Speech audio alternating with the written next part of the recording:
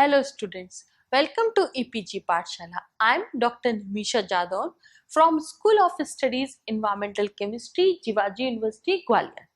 Today we are going to discuss about a module genetically engineered microbes in biotreatment of waste and environmental safety under the paper of environmental biotechnology. The learning objective of this module included the genetic concept in environmental management, gene transfer in the environment, then genetically engineered microbes, that is also known as the GEMs, in the biotreatment of waste, then the fate of these GEMs in the environment and safety, and some methods like DNA gene probes, etc. The enormous range of metabolic talents exist in the microbial world.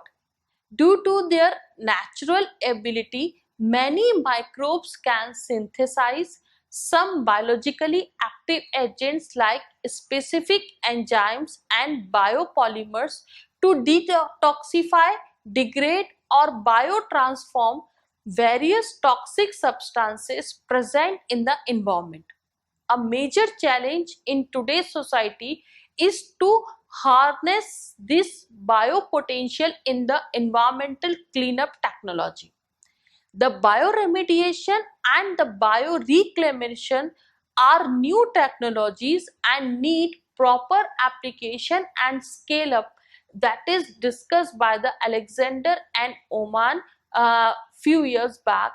In the recent year, with the growing understanding of the different pathways of microbial metabolism of organic as well as for the inorganic substances and possibility of their genetic control through molecular biological tools, focus of research is now shifting to genetic management to enhance and or modify this potential in an efficient and the cost effective way. The improved microbes so produced are known as genetically engineered microbes, that is GEMS, GEMS. Genetic concept in environment management. The different strains of the same microbial species respond differently to environmental pollutants led to the concept of the presence of specific genetic determinants and hence the development of genetic ecology. This idea crystallized with the observation of differential resistance capacities with toxic metals. Gradually, it became clear that microbes do possess unique mechanisms to adapt themselves to various pollutants. Each organism has its own set of genes which help it to adapt itself in the environment and utilize the available substrate as a source of carbon and energy. These genes could be located either in the nuclear chromosome, which are linear DNA sequences, and or in plasmids, which are small extranuclear self-replicating circular DNA, as in bacteria, which shows in this figure. This figure shows a bacterial cell which is made up of nucleus and a cell wall which is covered the nucleus, and the some other DNA part is made up known as plasmid. It is now known that in bacteria majority of the degradative genes for organic matter are primarily located in plasmids rather than chromosomal DNA, and biodegradation of organics or hazardous waste is essentially a plasmid mediated processes that is indicated in table. Here in this table some natural catabolic plasmid discussed, for example plasmid type CAM, which is and the substrate of this plasmid is camphor and organism is Pseudomonas putida. Then the second plasmid type is SAL cell, that is salicylate, and organism is Pseudomonas species.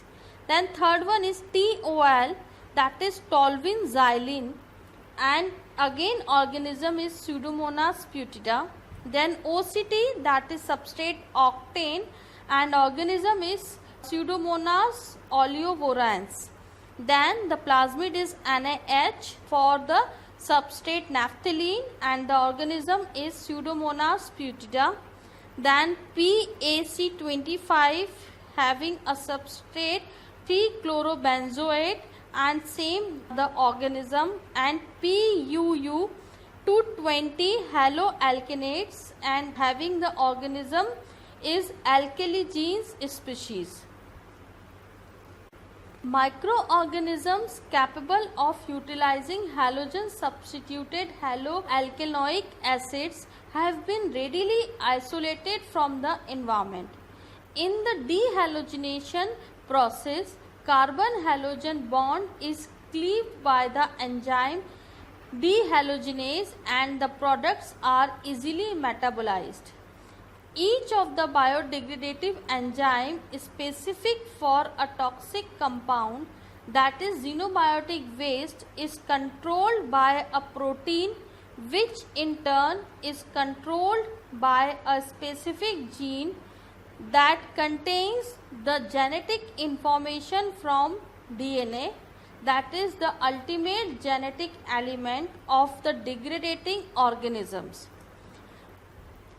The underlying principle is the well-known one gene, one polypeptide concept.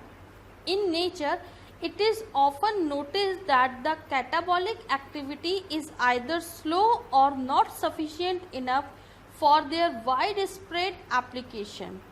This can be enhanced either by selection of constitutive mutants, then gene amplification to broaden the activities of genetic determinants. Third one is the gene transfer from one microbe to the other through natural process, as it often happens in a microbial community in nature. Plasmids get transferred. Or fourth one is by applying modern technology of molecular cloning and recombinant DNA, that is rDNA. The next one is the gene transfer in the environment. The idea of gene transfer and gene distribution among the microbes in the environment has crystallized from the observation of antibiotic resistance, plasmids and their wide distribution among the natural populations of bacteria. It was first noted in Shigella and E. coli and was found to be related to transferable plasmids.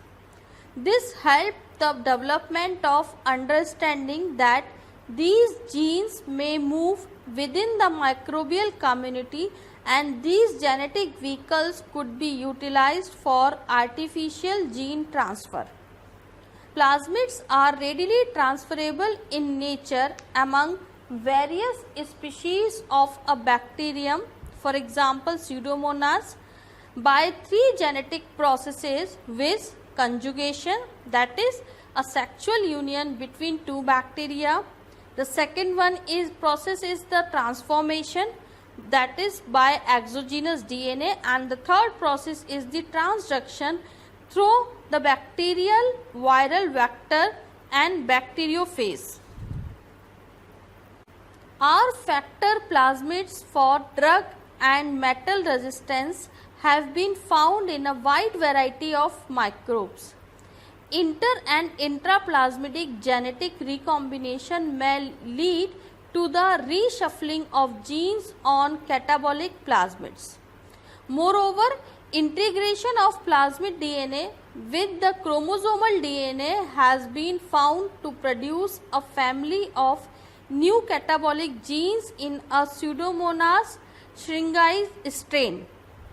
Genetic homology of mercury resistance among Citrobacter and Klebsiella strains have also been noted.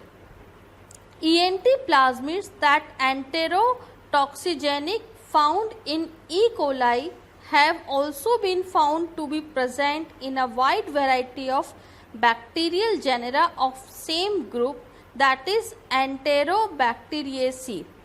They have been found to be transferable and expressible in many gram-negative bacteria. That is shown in the figure 2.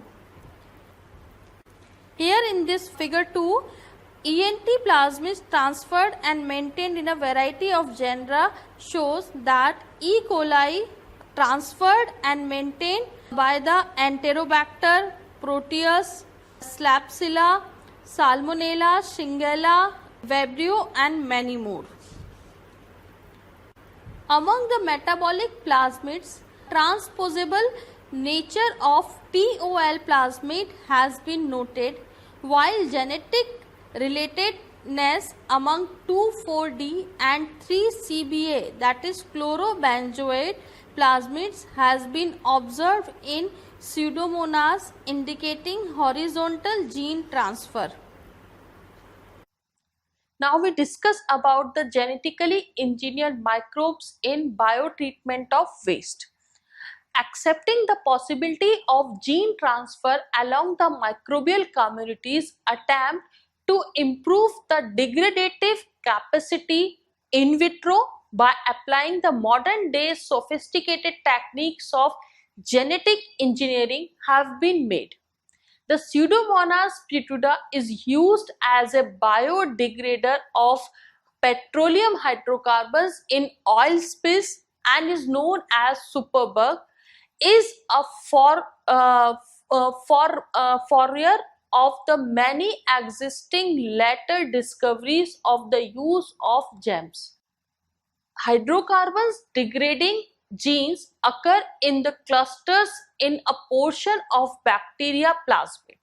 Similarly, such discoveries in other microbes and possibility of their genetic transfer in other non-degradative microbes, that particularly among the gram-negative bacteria, has opened up a new vista of biotreatment of waste. During the last few decades, a host of new chemicals which are new to the environment and the normal microflora have been injected. These are not only toxic to the biota but the refractory as well to normal biotransformation. This has led to the belief that the genetic restructuring of the normal biodegrading microbes to design new catabolic pathway is deemed desirable. It is now known that through the process of gene technology, segments of degradative genes of plasmids can be cleaved or the cut and transferred to the another bacterium lacking the same.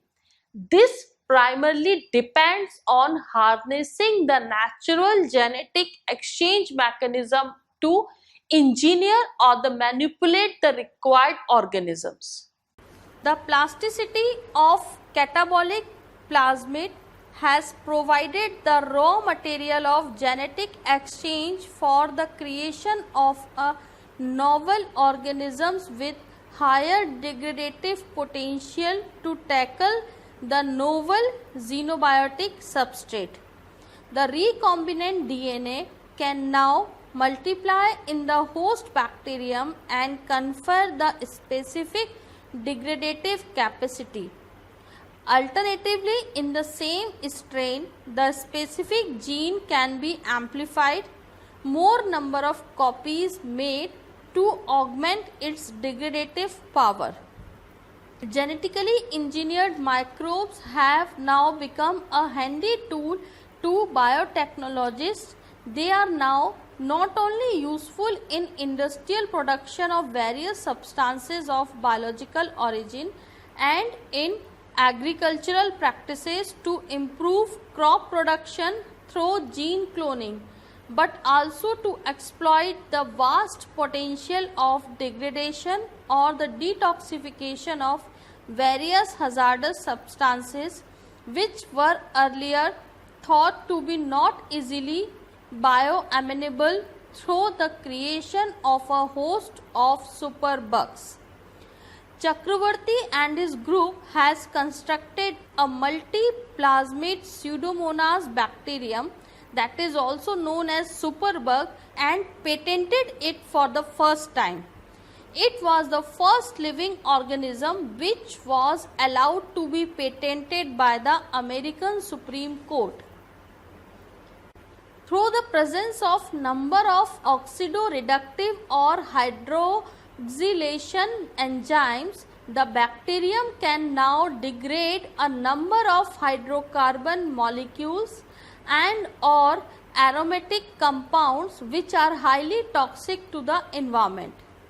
2,4-D, that is dichlorophenoxyacetic acid, is biodegradable though slowly, but 2,4,5-T, that is trichlorophenoxyacetic acid, is recalcitrant, perhaps due to additional halo substitution.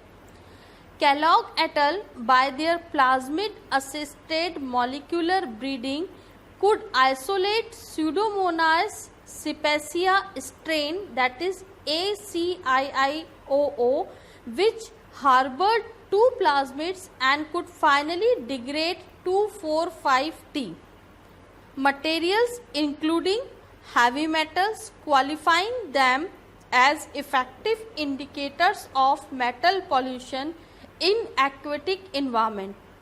Rotifers are a kind of helminths among the zooplanktons and grow mainly among aquatic vegetation. Here in this picture shows the recombinant DNA is transferred by TOL locus in A plasmid. This TOL is a plasmid that specified the degradation of aromatic hydrocarbon Pseudomonas putida containing the TOL plasmid. TOL is known as toluene plasmid, used for the degradation of toluene and its derivative. In this figure, A strain host plasmid is restricted or cleaved by the plasmid DNA by using the enzymes, and the other one is B strain, that is known as donor plasmid and containing the TOL gene. Then this TOL gene again cleaved by restriction of enzyme, and this TOL plasmid is transferred to the host plasmid, and then it is converted into a TOL gene ligated recombinant DNA. The another figure shows the structure of 2,4-D, that is 2,4-dichlorophenoxyacetic acid, and it is biodegradable. And another one figure is the 2,4,5-T, that is 2,4,5-trichlorophenoxyacetic acid, and it is known as recalcitrant. Some other potential genetically engineered microbes with their substrates are listed below. That is, here we have seen the genetically engineered microbes, and another one column shows the substrates. Number 1 jam is the Pseudomonas putida for the substrate mono and dichloroaromatics. Then Pseudomonas olivorans for the alkanes. Then Pseudomonas diminuta, that is parathion pesticide. Then Pseudomonas cepacia for 2,4,5-T. Then alkali genes species for 2,4-D and Acinetobacter species for 4-chlorobenzene.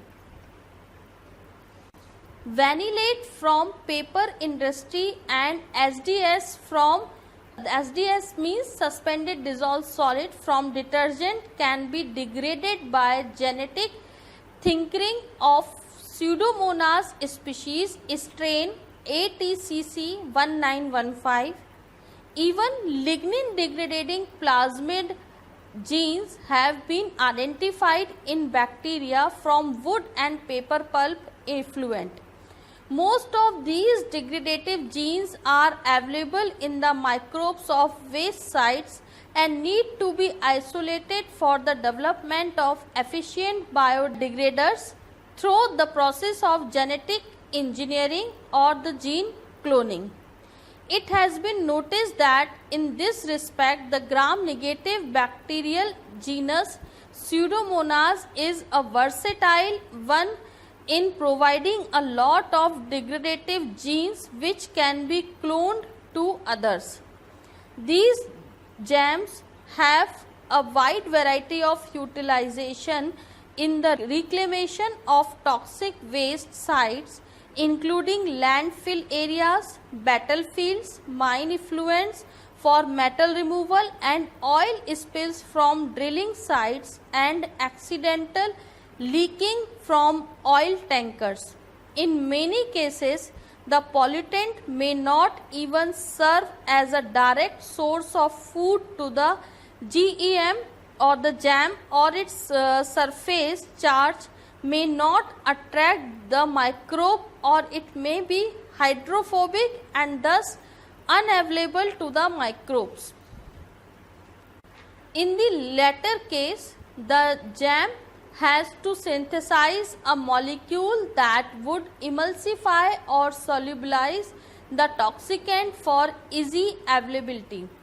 In that respect, a strain of Pseudomonas aeruginosa was constructed by A. Chakravarti and his group, which could produce a glycolipid emulsifier to reduce the surface tension of an oil-water interface and thus help the degradation of oil.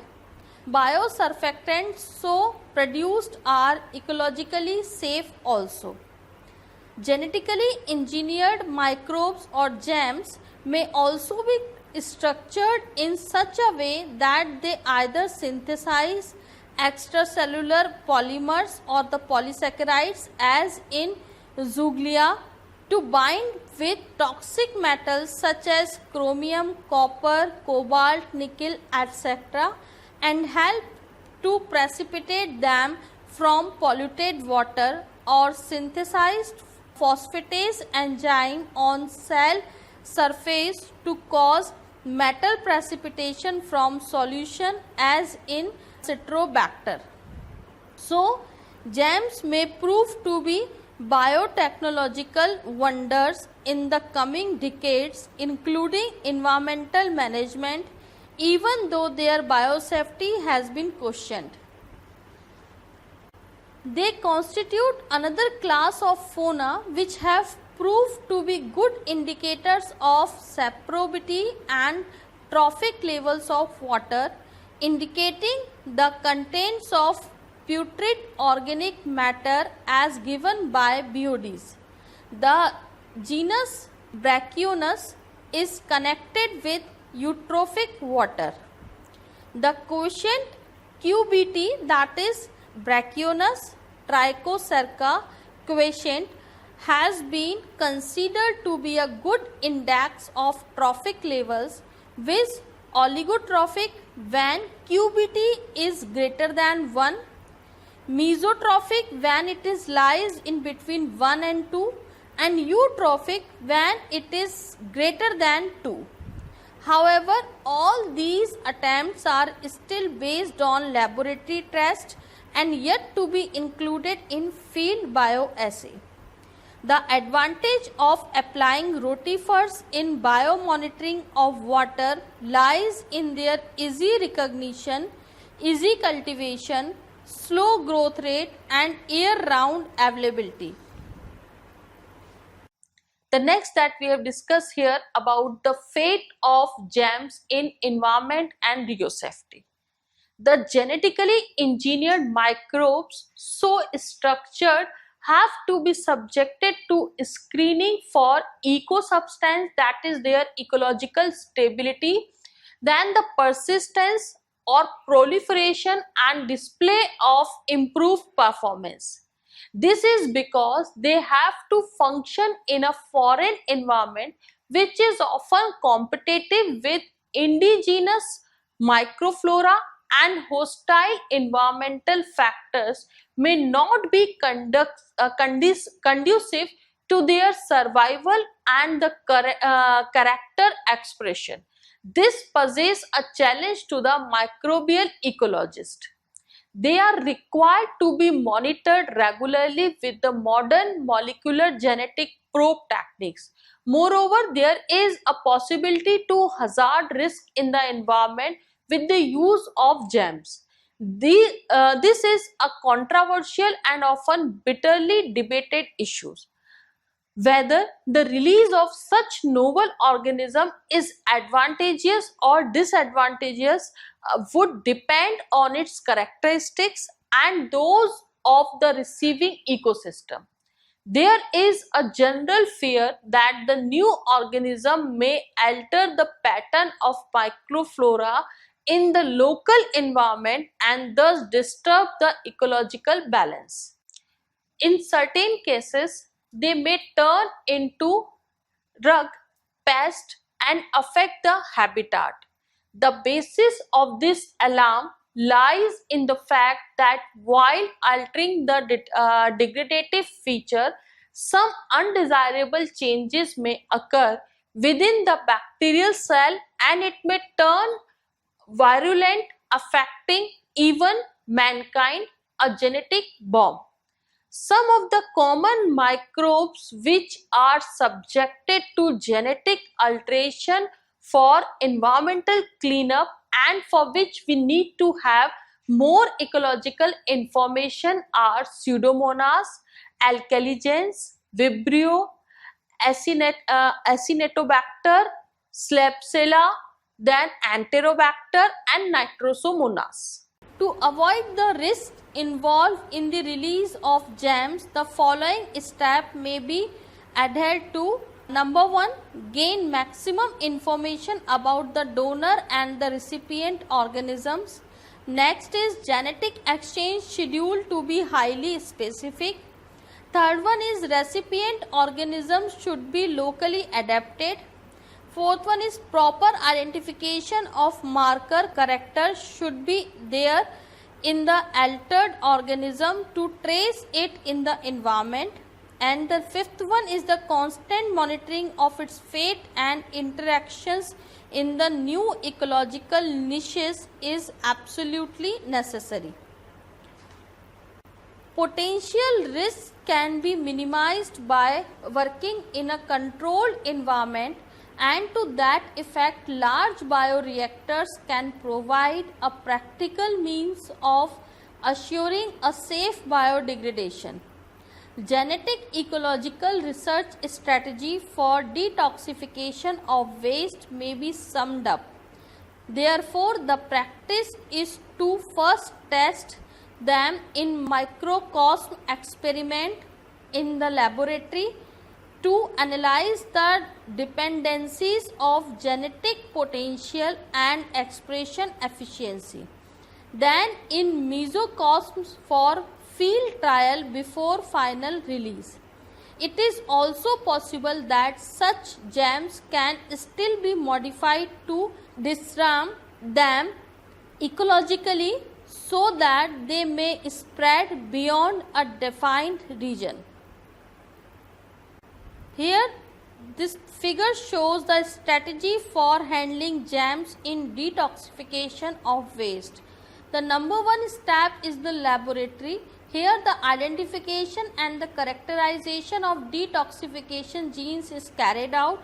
Then these genes are transferred into the contaminated site and the assessment of genetic potential is also carried out to identify the how much species or microorganism required for their abatement.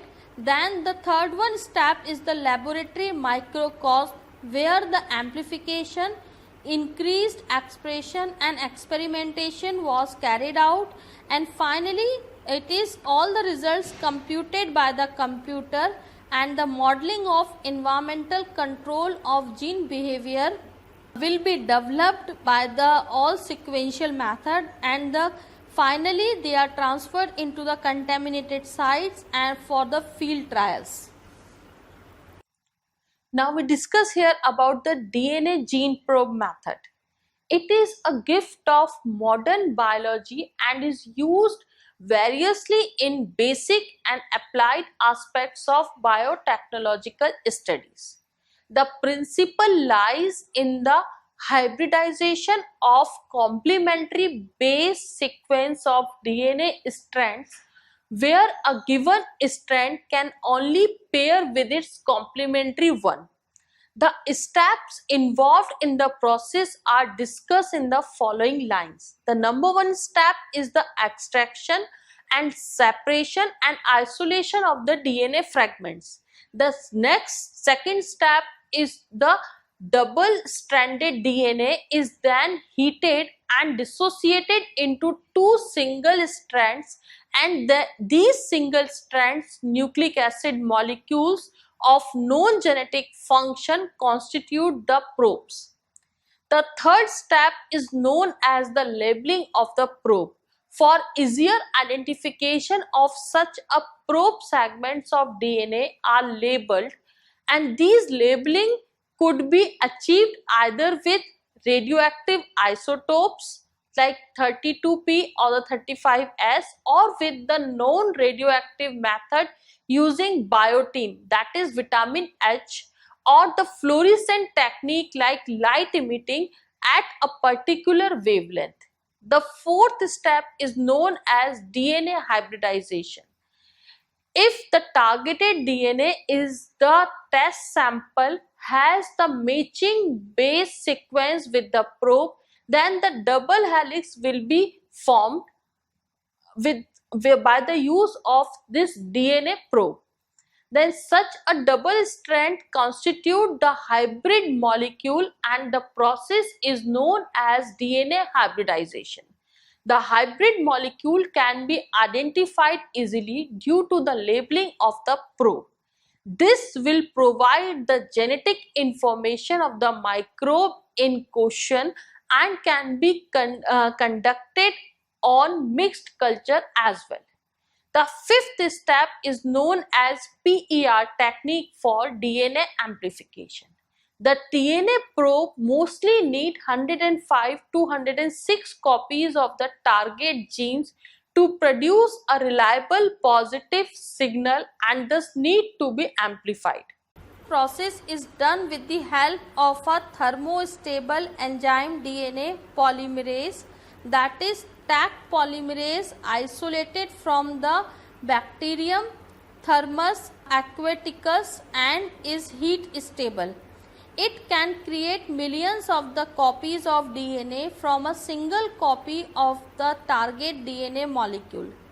This process is known as polymerase chain reaction, or simply PCR. This invention has now been undoubtedly established as one of the most far-reaching developments in molecular biology and has become a handy tool in the hands of biotechnologists. The technique has been justifiably compared with finding a needle in a haystack and then producing a haystack of needles by way of amplification. The PCR method involves three steps, which denaturation, then annealing and the extension of DNA. Three steps constitute a cycle, and with 25 to 30 cycles, a massive amount of DNA can be obtained, that is 2N PCR products. In fact, PCR machine, that is automated thermal cycler, has been developed which allows the operation to be completed within a few hours. It requires the presence of the enzyme, that is DNA polymerase, and two synthetic primers, that are short DNA molecules which are complementary and bind two sites on either side of the target DNA to be amplified and then extend to give a new strand. When these two ingredients, enzymes and primers are supplied, PCR can literally amplify almost any piece of DNA. Using both DNA probe that is shown in figure 5 and PCR technique that is shown in figure 6, it is now possible to detect bacteria and viruses for water quality monitoring up to 1 by 100 ml approximately.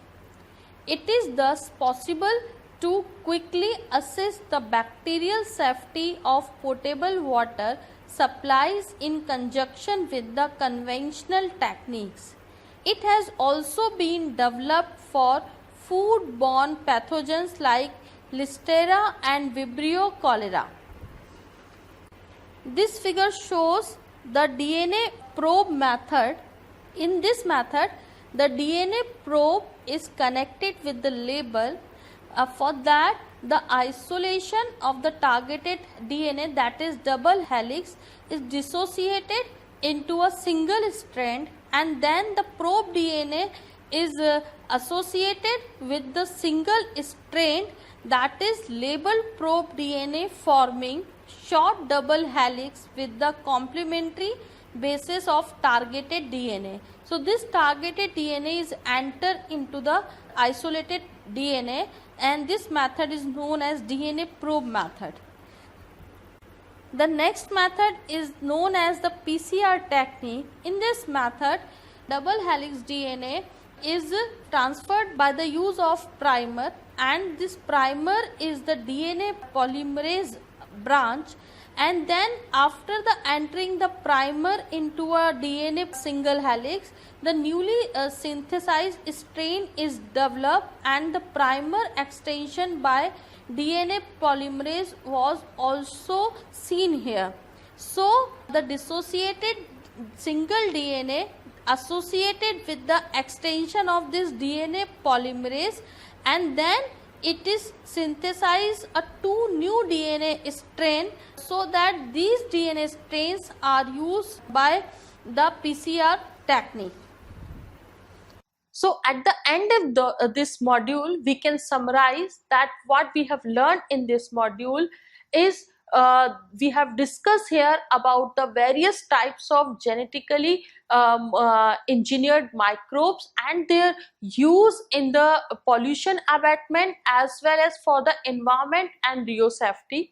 The present modules describe about the genetically engineered microbes which are used for the safety of the environment and for the treatment of the waste material. It also included the gene transfer and gene distribution methods among the microbes and in the environment also. Thank you so much.